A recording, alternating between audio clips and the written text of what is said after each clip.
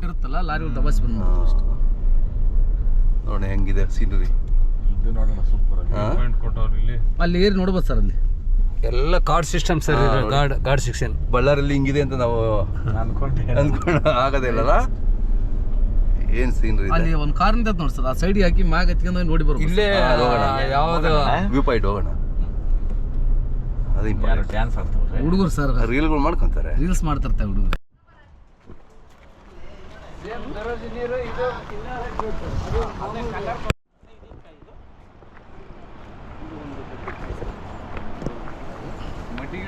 ಅಲ್ಲಲ್ಲ ಮಸಳೆದೊಂದು ಯಾಕಂದ್ರೆ ನೋಡ್ರಿ ಈ ಗುಡ್ಡಗಳನ್ನ ಇವೆರಡು ಹೋಗಿ ಸರ್, ಅಲ್ಲಲ್ಲ ಅಂದ್ರೆ ಇದು ಗೊತ್ತಾಗುತ್ತೆ. ಹೌದು, ಮಸಳೆದು ಮೂವಿ ಮಾಡಿದ್ದಾರೆ.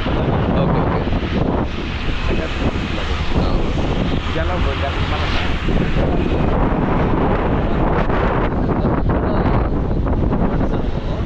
ಈ ಸೈಜ್ ಇಲ್ಲಿ ಯಾವುದೋ ಮಾನಸ ಸರೋವರ ಅಲ್ಲ ಮಾಡಿದ್ದು, ಮಾನಸ ಸರೋವರ.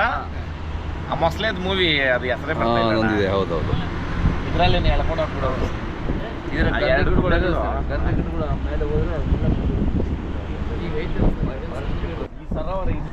ನಿಜವಾಗ್ಲೂ ಮಾನಸ ಸರೋವರನೇ ಅಲ್ವಾ.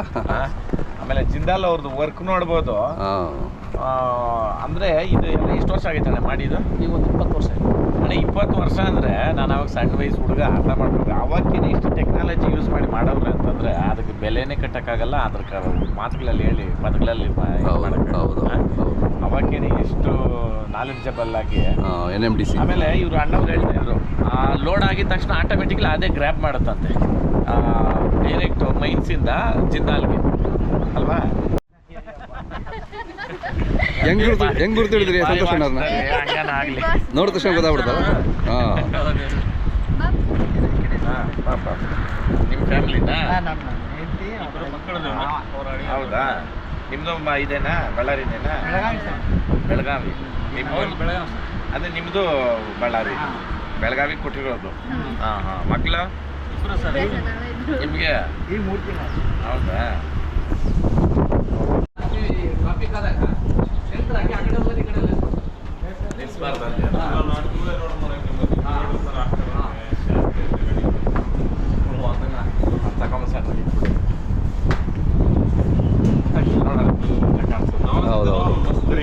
ನೋಡೋಣ. ಹೌದು. ಅಲ್ಲಿ ಗಾಡಿಗಳು ಹೋಗೋಕೆ ಐತೆ ಅಲ್ಲ ಗಾಡಿ ಒಳಗಡೆನಾ? ಇಲ್ಲ ಇಲ್ಲ,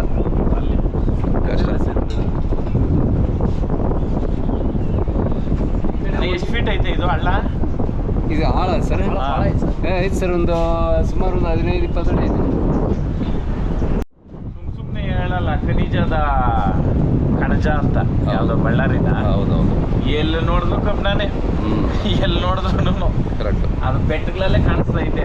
ಅದ್ರದ್ದು ಎಫೆಕ್ಟ್ ನೀರೇ ಇದು, ಕೆಂಪು ನೀರು. ಕರೆಕ್ಟ್. ಆಮೇಲೆ ಅಣ್ಣ ನಮ್ಮ ಕಡೆ ನಿಮ್ಮ ಕಡೆನೂ ಐತೆ, ಇದು ಎಲ್ಲ ಕಡೆನೂ ಕೆಂಪು ನೀರು ಕೆರೆನಾಗ ಮೀನು ತಿನ್ನಬೇಕು ಅಂತ. ರುಚಿ ಅದ್ರಲ್ಲಿರ್ತಕ್ಕಂಥ ಮೆಡಿಸಿನಲ್ ವ್ಯಾಲ್ಯೂಗಳನ್ನ ಅವು ತಿಂದು ಬೆಳೆದಿರ್ತವೆ. ಕೆಂಪು ನೀರು ಕೆರೆದು ಅಂತ. ಹೌದೌದು. ಇದ್ರಲ್ಲೆಲ್ಲ ಮೀನು ಸಿಕ್ಕರೆ ದಯವಿಟ್ಟು ಈ ಸುತ್ತಮುತ್ತಲವರು ನಿಮ್ಮ ಆರೋಗ್ಯಕ್ಕೋಸ್ಕರ ದಯವಿಟ್ಟು ತಗೊಂಡು ತಿನ್ರಿ. ಇವೆಲ್ಲ ತುಂಬ ಒಳ್ಳೆಯದು.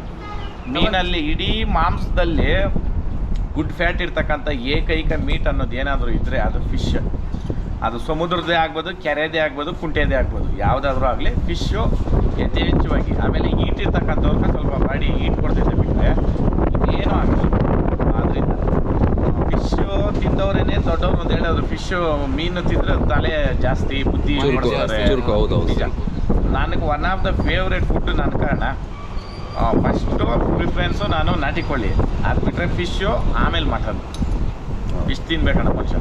ಅದರಲ್ಲೂ ಇಂಡಿಯನ್ ಸಾಲ್ಮನ್ ಅಂತ ಒಂದು ಐತೆ ಫಿಶ್ ಅಣ್ಣ. ಹೌದೌದು. ಸಾಲ್ಮನ್ನಲ್ಲಿ 2 ಥರ ಐತೆ, ಇಂಡಿಯನ್ದು ಮತ್ತು ಇನ್ನೂ ಒಂದು ಬೇರೆದು.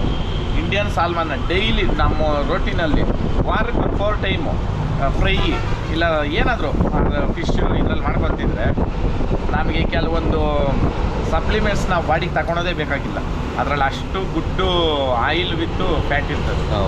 ಫಿಶ್ ಆಯಿಲು ಟ್ಯಾಬ್ಲೆಟ್ಸ್ ತಗೊತಾರಲ್ಲ ಈ ಜಿಮ್ಮರ್ಗಳು ಅವರೆಲ್ಲರೂ ಇದನ್ನು ಯಥೇಚ್ಛವಾಗಿ ಯೂಸ್ ಮಾಡ್ಕೊಂಡು ಬಂದರೆ ಡೈಲಿ ಫುಡ್ಡಲ್ಲಿ ಒಮೆಗಾ ಅವೆಲ್ಲ ತುಂಬ ಚೆನ್ನಾಗಿ ಇಂಪ್ರೂವ್ ಆಗುತ್ತೆ. ಹಿಂಗೆ ಸಕಾಲಾಗಿದೆ. ಇದಂತೂ ಅಣ್ಣ ಹೇಳ್ ಮಾಡಿಸ್ದಂಗೆ ಇದೆ ಅಲ್ಲೋಡ್ರಣ ಅದು ಹೌದೌದು ಆ ಫಾರ್ಮೇಶನ್ ಸೂಪರ್. ಏನು ಲೊಕೇಶನ್? ನೀರು ಎಕ್ಕಿದ್ರೆ ಅಲ್ಲವರೆಗೂ ಎಕ್ಕುತ್ತೇನಲ್ಲ ಹೌದು ಇದ್ರವರೆಗೂ